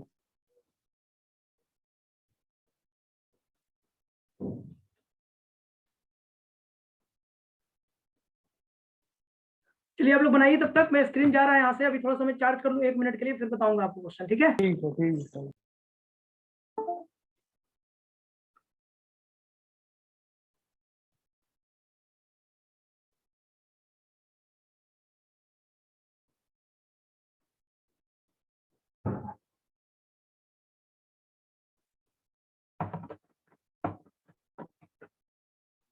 स्क्रीन आ रहा है क्या? सर आ रहा है। यस सर आ रहा ठीक है यार, सब प्लग निकालने के बाद भी चल सकता है, मतलब मुझे लगा कि वो प्लग लगाए रहना पड़ेगा। अभी सही है यार सब तो, इतना मैं ज्यादा टेंशन ले रहा था। यार टेंशन वाली बात है नहीं, तो मैं सीख रहा हूँ ना इसको, काम करना कैसे कैसे चलता है ये। अभी आपको थोड़ा सा अच्छा लग रहा होगा, अच्छा लग रहा है कि नहीं बताओ? है। यस सर ठीक है यस आ रहा। सर। अभी थोड़ा सा मैं थोड़ा ये पहना हूँ, कल से निकाल दूंगा इसको, तो अभी देहाती स्टाइल लग रहा होगा आपको, नहीं? नहीं सर ठीक है। कौन सा सही है सर। मास्टर आ गया पढ़ाने के लिए? बढ़िया है सर, मस्त है एकदम। यूट्यूब पे मिलेगा वीडियो, सब मजा आएगा आपको, सब वीडियो मिलेगा अब आपको। जो जो आप क्लास आपकी होगी, आपकी क्लास की वीडियो मिलेगी। जेआर की क्लास होगी, जेआर की क्लास की वीडियो मिलेगी। सॉल्यूशन की वीडियोस मिल जाएगी, पूरी वीडियोस मिलेगी। जीओसी की वीडियोस, हाइपर केमिकल कंजुगेशन की बॉन्डिंग वीडियोस मिलेगी। केमिकल बॉन्डिंग पढ़ा रहे हैं यहाँ, केमिकल बॉन्डिंग कहीं पे केमिकल बॉन्डिंग अभी शुरू नहीं हुआ है, केमिकल बॉन्डिंग शुरू होगा तो हम आपको बता दीजिएगा सर। जरूर जरूर बता देंगे, यूट्यूब पे वो भी मिलेगा। सर एटॉमिक का भी बता दीजिएगा। एटॉमिक कहाँ चल रहा है? एटॉमिक का वीडियोस मिलने लगेगा आपको। एटॉमिक चल रहा है, बुलाएंगे उसी में लिंक भेजिए, उसी लिंक से कर लिया करेंगे सर। ठीक। एटॉमिक का लिंक मिल जाएगा आपको, एटॉमिक का मिल जाएगा, एटॉमिक का मिल जाएगा, सबको मिल जाएगा। केमिकल बॉन्डिंग का भेज दीजिए। फोटो इलेक्ट्रिक इफेक्ट तक हुआ है, फोटो इलेक्ट्रिक इफेक्ट तक हुआ है उसमें एटॉमिक स्ट्रक्चर में, तो वहां तक का लिंक मिल जाएगा आपको। और दूसरी बात, जीओसी कल से हाइपर कंजुगेशन का लिंक मिलेगा। हाइपर मिलेगा कंजुगेशन, सर? हाँ हाइपर कंजुगेशन यूट्यूब पे मिलेगा आपको। हाइपर कंजुगेशन कल से मिलेगा आपको। और सारे सर आइनिक? आइनिक इक्विलिब्रियम अभी किसी में नहीं चल रहा है, जिसमें चलेगा फिर तब मिलेगा आपको। और अभी कोई अभी क्लास आप सर ये जेआर में क्या पढ़ा रहे हैं सर? जेआर में सॉल्यूशन चल रहा है, उसके बाद उनका 2 ही टॉपिक बचा है, बस खत्म हो गया उनका सिलेबस। एमआर में चल रहा है अभी, एस ब्लॉक खत्म हो गया है, पी ब्लॉक शुरू होगा। पी ब्लॉक का मिलेगा फिर आपको। सर वो बता दीजिए, पी ब्लॉक सर वो बहुत खराब पढ़ाए थे एचबीएस सर, अब बता नहीं, दीजिएगा। एस ब्लॉक अभी खत्म हुआ है। 13 14 15 16 17 18 पूरा पी ब्लॉक का यूट्यूब पे मिलेगा आपको। ठीक सर, यूट्यूब पे ये देखिए। मंडे से मिलेगा पी ब्लॉक का। सर कहीं एटॉमिक पढ़ा रहे हैं? एटॉमिक स्ट्रक्चर चल रहा है जे बैच में, सर वहाँ कर सकते हैं क्लास? कर सकते हैं, एकदम कर सकते हैं, कोई दिक्कत नहीं। तो लेकिन सर अभी अभी कौन सा टॉपिक है? उनकी वजह शाम को ही होती है ना क्लास जे की। शाम को क्लास होती है, लेकिन हाँ उसमें अच्छा दिक्कत शाम नहीं को है। होती है, तो ठीक है। तो उसमें कोई दिक्कत नहीं है, आप मत करिए क्लास, आपको यूट्यूब पे मिल जाएगा, पूरा एग्जैक्ट रिकॉर्डिंग मिल जाएगा। ये हाइपर कंजुगेशन से भेज दीजिएगा, मतलब जो आप बोल हाइपर रहे केमिकल कंजुगेशन बॉन्डिंग कल बता मिलेगा, दीजिएगा बस। कल मिल जाएगा आपको, हम बताते रहेंगे जैसे जैसे लिंक मिलता जाएगा। आप चैनल सब्सक्राइब कर लीजिएगा, सब लोग कहते हैं, हम भी कह रहे हैं। हैं। वो आप सर ग्रुप केमिकल बना बॉन्डिंग सर लीजिएगा, आप फिर शुरू उसी करें में तभी बोल पूछ दीजिएगा। लेंगे। हाँ ठीक है, आप पूछ लीजिएगा उनसे।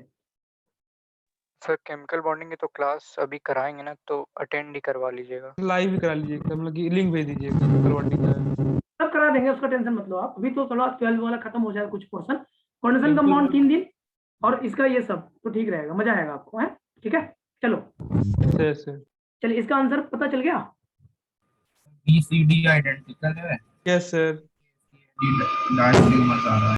ए और बी में सबसे पहले तो देखो, आप लोग क्या कौन सा सुविधा लगा रहे हो, आरएस कॉन्फ़िगरेशन या रोटेट करने वाला, आरएस घुमाने वाला वाला? सर। आरएस। आरएस लगाया। आरएस ही सही पड़ेगा ना, रोटेट वाला भी सर हो जाएगा, यूनिवर्सल ऐसा नहीं में। कि नहीं होगा, रोटेट वाले से भी हो जाएगा। जैसे मैंने ए और बी में रिलेशन पूछा, समझे, ए और बी में रिलेशन पूछा, तो एक बार हम CH3 को यहाँ घुमा के ले आएंगे, और फिर इसको ऐसे घुमा के ले आएंगे, नहीं CH3 को यहाँ ले आएंगे, इसको ऐसे घुमा के ले आएंगे, तो ये वाला उल्टा दिख रहा है, एनांसियोमर्स हो जाएगा ये और बी वाला, नहीं डायस्टोमर सर।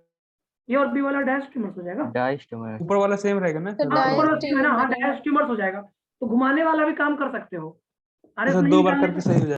तो आरएस नहीं निकालने का मन करे ना, तो आरएस ये ऐसे कर सकते हो, ए और बी में डायरेक्ट। सारा यूनिवर्सल रहेगा सर हर जगह। हाँ तो फिर तब आपको मैं पहले भी आरएस वाला बता देता हूँ। 1 2 3 एंड 4, 1 2 3 4। देखो ये 1 2 3 4 में ये ऐसे आ गया, कैसे घूम रहा है ये, एंटी क्लॉकवाइज, नहीं तो एंटी क्लॉकवाइज मतलब एस आर में बदलेगा, आर होगा ये। एक बार कॉन्फ़िगरेशन वाला ही बता देते, लेकिन आप लॉजिक समझ रहे हो, जल्दी कैसे करना है। ये 1 होगा, ऊपर में 2, नीचे में 3, और ये 4,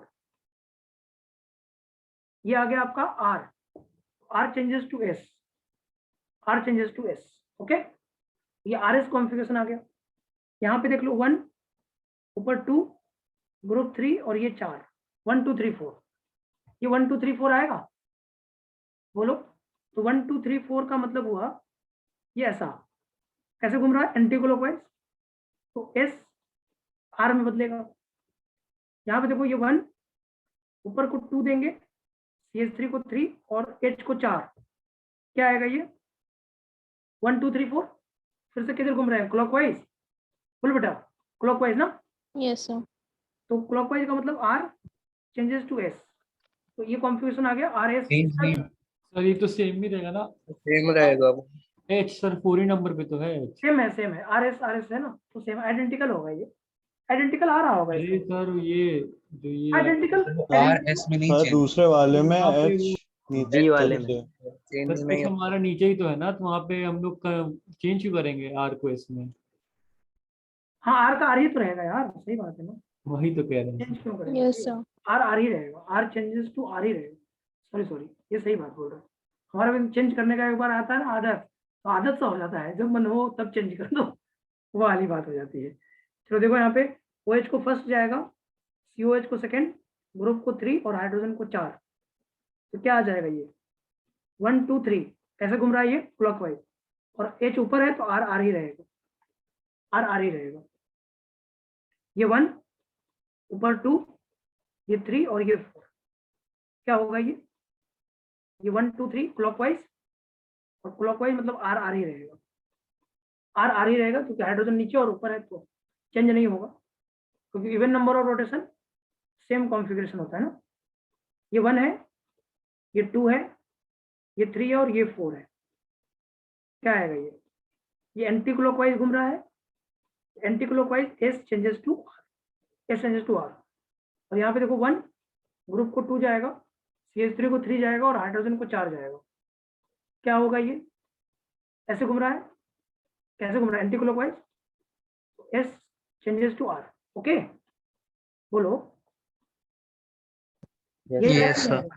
तो अब A और B में रिलेशन क्या होगा, देखो A और B में पूछे थे हमने पूछा था A और B में क्या होगा, हमने पूछा था A एंड C में क्या होगा, हमने पूछा था A एंड D में क्या होगा, हमने ये पूछा था ना A और D में क्या होगा, फिर मैंने पूछा था B एंड C में क्या होगा, फिर मैंने पूछा था B एंड D में क्या होगा, और फिर मैंने पूछा था C एंड D में क्या होगा, यही पूछा था हमने, बस यही तो पूछा था। तो A और B में क्या होगा बताओ, A और B में क्या होगा, A और B में R और S, तो डायस्ट्रोमर्स, A और B में क्या होगा डायस्ट्रोमर्स, A और B में डायस्ट्रोमर्स होगा। बताइए A और C में क्या होगा, A और C में diastereomer sir, AD of diastereomer. A और D में क्या होगा, R एक है सेम और एक चेंज हुआ, फिर से डायस्ट्रोमर, A और D में डायस्ट्रोमर। B और C क्या होगा, B और C आइडेंटिकल होगा, B और C आइडेंटिकल ना, यस ना, B और C identical, Yes, sir. Identical है, B और C आइडेंटिकल। B और D क्या है, आइडेंटिकल, और C और D भी आइडेंटिकल ही है। ऐसे क्वेश्चन को बनाएंगे बेटा, ठीक है, ऐसे क्वेश्चन को बनाएंगे। Okay, yes sir. एक क्वेश्चन और देते हैं आपको, मजा आएगा आपको। एक क्वेश्चन में कुछ बच्चे गलती भी करेंगे, दूसरा तरीका देखना बता। देखना, एक क्वेश्चन दे रहे हैं,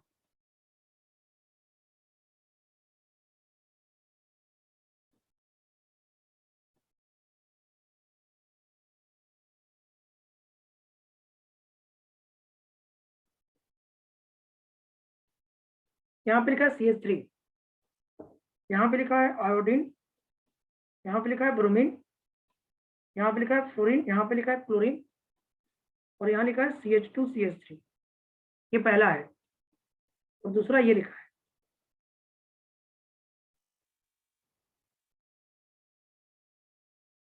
ये लिखा है CH3, ये लिखा है CH3, यहाँ लिखा है आयोडीन, इधर लिखा है फ्लोरीन, इधर लिखा है क्लोरीन, इधर लिखा है ब्रोमीन, और इधर लिखा है CH2CH3। ये A है और B है। पहला ऑप्शन दिया है इनांसियोमर्स, दूसरा ऑप्शन दिया है डायास्ट्रियोमर्स, तीसरा ऑप्शन दिया आइडेंटिकल, और फोर्थ ऑप्शन दिया नन ऑफ दिस। करिए, एंशियोमर शायद होना चाहिए, शायद sir. Sir none of this बनेगा पोजिशनल आइसोमर। यस वरुण, सही बोल रहे हो आप, एग्जैक्टली क्योंकि मैंने बोला था कि स्टीरियो आइसोमर्स में स्ट्रक्चरल सेम होना चाहिए भाई, आईयूपीएसी नेम सेम होना चाहिए। तो सबसे पहला काम यही होगा, अगर क्वेश्चन में ऑप्शन में नन ऑफ दिस दिया है तो सबसे पहला काम आप करिएगा कि आप इसका आईयूपीएसी नेम एक बार जरूर थ्रू आउट देख लीजिएगा, मन में ही देख लीजिएगा, लिखिएगा नहीं, लेकिन देख जरूर लीजिएगा, क्योंकि आपका खुद समझदारी है यहाँ पे। अगर Yes, आप sir. खुद देखिए तो आपको मैंने स्टीरियो आइसोमर का पहला डेफिनेशन ये लिखवाया है कि स्टीरियो आइसोमर वो होता है जिसका मॉलिक्यूलर फॉर्मूला सेम हो और उसका आईयूपीएसी नेम सेम हो बट अरेंजमेंट डिफरेंट हो, उसी को हम बोलते हैं स्टीरियो आइसोमर। तो स्टीरियो आइसोमर में एनांसियोमर और डायस्टियोमर उसी का तो पार्ट है बेटा। यहाँ पे आईयूपीएसी नेम डिफरेंट हो गया, जब आईयूपीएसी नेम डिफरेंट हो गया तो उस कंडीशन में ये आंसर नन ऑफ दिस पे जाएगा। It is a positional isomerism, ये पोजिशनल आइसोमेरिज्म है।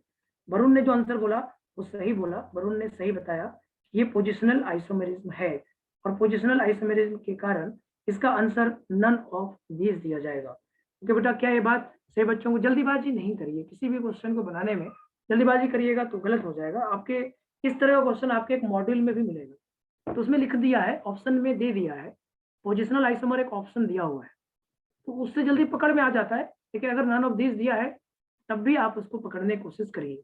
ओके, तो एक बार जब भी क्वेश्चन आपके पास आए ना, जब भी आपके पास क्वेश्चन आए तो एक बार जरूर उसको आप एक बार देख लीजिए कि कहीं ऐसा तो नहीं है कि वहां पे आईयूपीएसी नेम डिफरेंट हो गया है।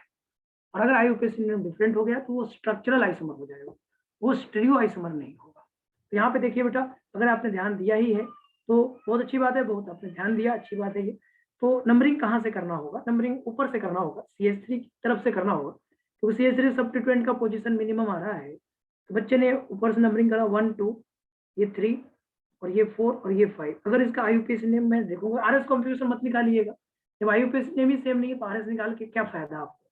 यहाँ पे अगर हम नंबरिंग करके हमने नाम लिखा तो 3 क्लोरो आएगा, 2 ब्रोमो आएगा। यहाँ पे अगर इसका नाम ए का नाम लिखोगे तो बच्चों का नाम आएगा 2 ब्रोमो 3 क्लोरो आएगा बेटा, 2 ब्रोमो 3 क्लोरो आएगा। और उसके बाद आयोडो और फ्लोरो, 3 फ्लोरो आएगा, मतलब अल्फाबेट में अरेंज करोगे 3 फ्लोरो आएगा, 2 आयोडो आएगा और 2 आयोडो के बाद 5 कार्बन है तो पेंटेन आएगा। ये इसका नाम होगा। ओके, लेकिन बी वाले का नाम, ये तो ए वाले का नाम है, बी वाले का नाम में देखो थोड़ा क्या हुआ, बी वाले का नाम में देखोगे तो ये 1 हुआ, ये 2 हुआ, ये 3 हुआ और ये 4 और ये 5 हुआ। इसमें 3 ब्रोमो और 3 क्लोरो आया, जबकि यहाँ पे 2 ब्रोमो, आईयूपीएसी नेम डिफरेंट हो गया। यहाँ पे आया 3 ब्रोमो और 3 क्लोरो, यहाँ पे आया 3 ब्रोमो 3 क्लोरो, उसके बाद क्या आया 3 ब्रोमो 3 क्लोरो, 2 फ्लोरो 2 आयोडो, यहाँ पे आया 2 फ्लोरो और साथ में 2 आयोडो और पेंटेन आया। तो बेटा यहाँ पे आईयूपीएसी नेम डिफरेंट है, different IUPAC name, different IUPAC name. अगर आईयूपीएसी नेम डिफरेंट है तो ये स्टीरियो नहीं होगा, it is not stereo isomer, not stereo isomers, not stereo isomers. It means इसमें पोजीशन चेंज है, इसलिए ये पोजिशनल आइसोमेरिज्म। वरुण ने सही आंसर दिया था, सही सोचा भी था, लेकिन वरुण थोड़ा तुम जल्दीबाजी कर जाते हो, पेपर में तुम्हारा नंबर कम आया है। हाँ सर, वो अगली बार सर आराम से करेंगे। आराम से करना ही चाहिए यार, इतनी जल्दीबाजी क्यों करना यार।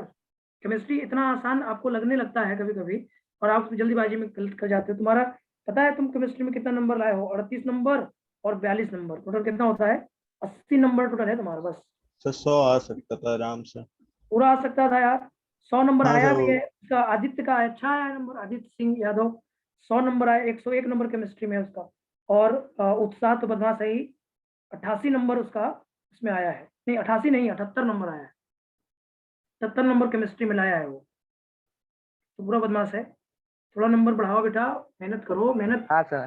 सेंस में करो कि जल्दीबाजी मत करो। केमिस्ट्री आसान होता है मैं मानता हूँ, बट ये नहीं है कि आप बस जल्दीबाजी में करने के चक्कर में मैथ और फिजिक्स को ज्यादा टाइम देने के चक्कर में केमिस्ट्री को छोड़ दो, ये गलत चीज होगा आपके लिए ना। तो केमिस्ट्री को थोड़ा सा टाइम अगर आप देते तो मुझे लगता है कि और नंबर आ सकता था, थोड़ा सा टाइम देना था आपको, काफी बेहतर रिजल्ट आता है। क्योंकि इस बार पेपर था गलत जो, हो गया, हाँ तो थोड़ा सा अगली ध्यान बार से दीजिएगा। नहीं होगा। ओके हाँ, थोड़ा ध्यान दीजिएगा। पूरे बच्चे इसमें एग्जाम दिए भी नहीं है, कुछ बच्चों ने सर वो पेपर 1 दिया है तो कुछ बच्चों ने पेपर 2 छोड़ दिया है, ऐसे भी सर बच्चे हैं। हमेशा का यही रहता है 3 बच्चे इस साल से नहीं है इसमें सर, पिछले साल से ही कभी पूरे बच्चे पेपर नहीं देते। नहीं देना चाहिए, लेकिन देखो ये बात तो क्लियर है, नहीं देते हैं वो तो ठीक है, लेकिन देना चाहिए यार, पेपर तो देना ही चाहिए। और इसमें बहुत सारे बच्चों ने नहीं दिया है, कुछ ने बच्चों ने दिया भी है, नए बच्चों ने भी दिया है, और कुछ तो प्रभास का भी ठीक है नंबर, प्रभास ने भी 65 नंबर केमिस्ट्री में लाया है, ठीक है चलेगा। मतलब हाईएस्ट परसेंटेज 62.78 है, और आदित्य का ही सबसे ज्यादा है। पढ़ने वाले बच्चे ला ही लेते हैं, और बच्चे सब पढ़ने वाले हैं, पेपर सब लोग दिया करिए, पेपर का इंपॉर्टेंस बहुत होता है बेटा, आप सीरियस थोड़ा सा रहिए। और देखो एक चीज मैं आपको क्लियर कर देता हूँ, जो भी बात है, ऑनलाइन पढ़ाई थोड़ा बेकार होता है, मैं मानता हूँ, पूरी बात मानता हूँ कि ऑनलाइन पढ़ाई बेकार होता है, लेकिन तब भी पढ़ने वाला बच्चा पढ़ ही लेता है यार, पढ़ने वाला बच्चा ऑनलाइन हो या ऑफलाइन हो पढ़ ही लेता है। उसका ये नहीं सोचा जाएगा कि पढ़ाई बेकार होता है, ऑनलाइन में नहीं पढ़ सकते हम, नहीं पढ़ोगे तो क्या फायदा, आप ही का नुकसान है। किसका नुकसान होगा, 1 साल आप ही का जाएगा। अगर आप इस साल नहीं पढ़ोगे तो अगले साल पढ़ोगे, पढ़ोगे तो कभी ना कभी। आप ऑफलाइन के चक्कर में अगर आप रह गए तो ऑफलाइन आप समझ लीजिए 3 से 4 महीने नहीं होने वाला है ऑफलाइन। अगर आप ये सोच के चल रहे हैं कि ऑफलाइन होगा तब मैं पढ़ाई करूंगा, बेहतर है आप समझ लीजिए कि ऑनलाइन ही पढ़ना है, और यही जितना जल्दी समझ लीजिए उतना ज़्यादा अच्छा है, क्योंकि 2 महीने से 3 महीने से कम में क्लास ऑफलाइन नहीं होगा। ये आपको भी समझ में आ गया होगा, क्योंकि इस सिचुएशन में कम से कम 2 महीना तो ऐसा रहेगा जहाँ पे ऑनलाइन क्लास ही चलेगा, ऑफलाइन क्लास नहीं चलेगा। तो बेहतर है आपको, आप यहाँ पे ध्यान दीजिए, ऑनलाइन क्लास को बहुत पंक्चुअलिटी से करिए जैसे ऑफलाइन क्लास करते हैं। इसीलिए मैंने बहुत सोचा, बहुत दिनों के बाद मैंने सोचा कि नहीं नहीं, बच्चा जो ऑनलाइन क्लास करता है थोड़ा फेस देखता रहता है, थोड़ा उसको अच्छा फील आता है, तो मैंने फिर उसका बहुत इंतजाम करा कि नहीं, हम बहुत अच्छे से उनकी क्लास कराई जाए, जिससे कि बच्चों को अच्छा फील आए, फील गुड आना चाहिए। बोर्ड पे क्लास में हम जैसा देख रहे थे, बोर्ड की क्लास, बोर्ड पे जब क्लास होती है तो उसमें ब्लर आ जाता है, कभी कभी कुछ हो जाता है, कभी चमकने लग जाता है बीच बीच में, कभी फ्लैश आने लग जाता है, तो ये मुझे थोड़ा बेकार सा लग रहा था। लेकिन ये बेहतर है, मुझे लगता है ये ज़्यादा बेहतर है कि आपको स्क्रीन पे कहीं दिक्कत नहीं आएगा, स्क्रीन पे काफ़ी अच्छे से दिखाई देगा, मेरा फेस भी दिखाई देगा, तो मैं जो बदमाशी करता रहता हूँ क्लास में वो आपको दिखाई देगा नहीं, चेहरे से तो बदमाशी आदमी करता है। ठीक है, चलो फिर आगे बढ़ते हैं बेटा।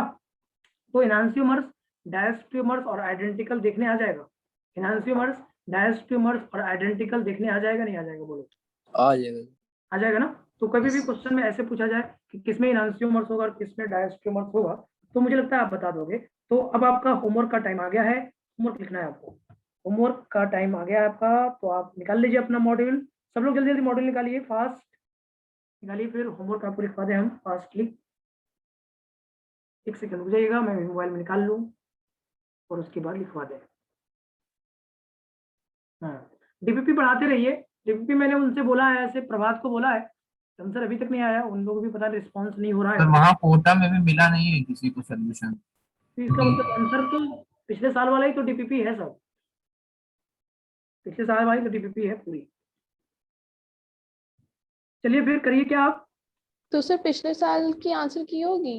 मेरे पास है, मिल जाएगा आपको आंसर, की मिल जाए पिछले साल वाला। पिछले साल वाले में थोड़ा थोड़ा भी वेरिएशन नहीं है, जहाँ तक मैंने देखा है, तब भी मैं आपको पिछले साल का आंसर की आपको अवेलेबल करा दूंगा, मेरे पास होगा वो, क्योंकि 2019 का मॉडल से चेंजेस नहीं है।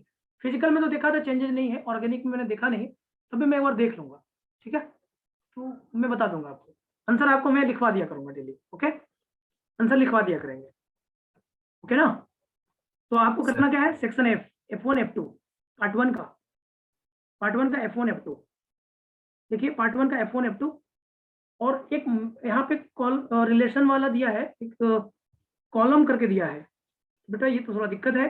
तो आपको करना क्या है, लिखिए होमवर्क, लिखिए होमवर्क में पार्ट 1 में लिखिए F1 F2, F1 F2, F3 नहीं करना है आपको, क्योंकि F3 वाला अभी नहीं बनेगा आपसे। F3 वाले में बन सकता है, F3 वाले में अगर आप बनाना चाहते हो तो बना लीजिए, F3 वाले में बनाना चाहते हैं तो A बना लीजिए, C बना लीजिए और D बना लीजिए, B नहीं बनाइए, B तो आपका आगे आएगा, A C और D, A C और D ये बना लीजिए F3 में, पार्ट 1 का।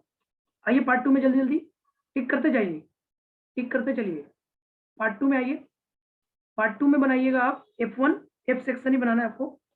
सर वो वाले में F4 भी है सर। F4 नहीं Part बनाना है, one उसमें नहीं F4 नहीं बनाना है, क्योंकि उसकी प्रॉपर्टीज का क्वेश्चन है, वो फ्रैक्शनल डिस्ट्रीब्यूशन लिखा हुआ है उसमें।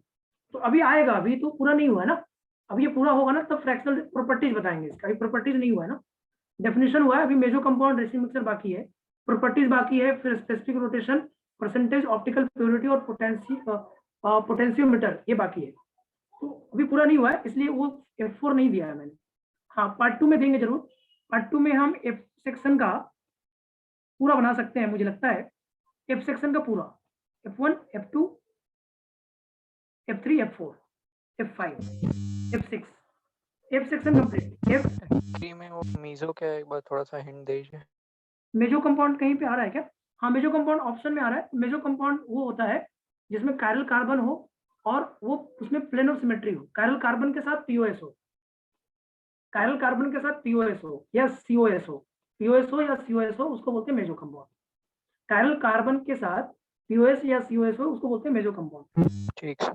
तो हम मेजो कंपाउंड पढ़ाएंगे नेक्स्ट क्लास में। F सेक्शन कंप्लीट करना है, F सेक्शन कंप्लीट करना है पार्ट 2 का, पार्ट 2 का F सेक्शन कंप्लीट करना है, कर लोगे? Yes sir. Yes sir. Exercise 2 से भी दे दीजिए। एक्सरसाइज 2 में पार्ट 1 में 2 नंबर क्वेश्चन करेंगे आप। एक्सरसाइज 2 के पार्ट 1 में 2 नंबर, सेकंड नंबर क्वेश्चन करेंगे, थर्ड, फोर्थ, फिफ्थ नहीं करेंगे, अभी नहीं करना, उसके आगे आएगा आपके पास। और आपको फिर इसके बाद पार्ट 3 में एक कर सकते हो, ऐसे आप चाहेंगे तो 12 नंबर, और 12 नंबर ही कर सकते हैं।